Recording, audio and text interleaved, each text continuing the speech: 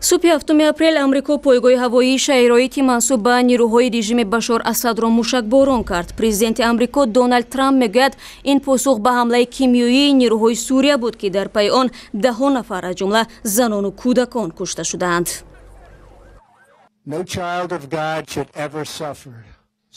یگان بنده نباید از چنین وحشت اذیت کشد.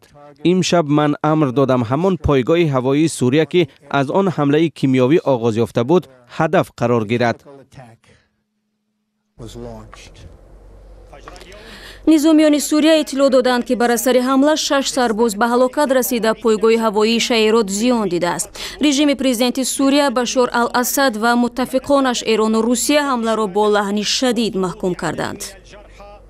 به اینکه حادثه را تحقیق کند، ایالات متحده آمریکا به نمایش قدرت و مقاومت نظامی با کشوری راه داد که با تروریسم بین المللی مبارزه میبرد.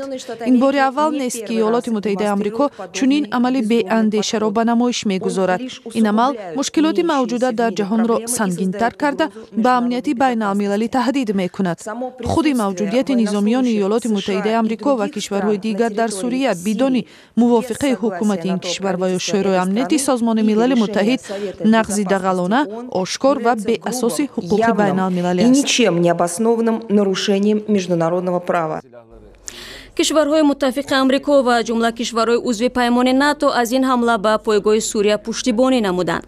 معاون سروزیر ترکیه نومان کورتولموش گفت جامعه جهانی باید بر ضد وحشیانیت رژیم بشار اسد قیام کند. سروزیر استرالیا هم از موشکباران پایگاه سوریه دستگیری نموده است.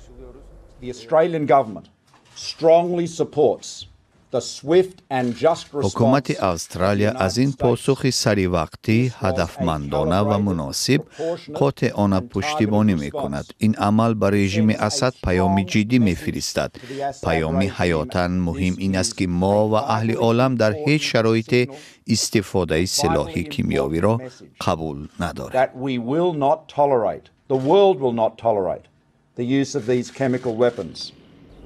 سخنگوی بنیاد خزینه کودکان سازمان ملل متحد یونیسف در ژنو تفصیلات حمله کیمیایی روز 4 اپریل را گزارش داد. به گفته کریستوف بولیرک حمله کیمیایی 10 ساکن شهر ادلیب سوریه را به هلاکت رسانده است. حتی در جسم طبیبانی که مجروحان را معاینه کردند آثار سلاح کیمیایی مشاهده شده است. طبیبان به یونیسف اطلاع دادند که چند ساعت بعد از حمله کیمیایی خود شفاخانه هم مورد آتش قرار گرفته است و آنها مجبور شدند که مجروحان را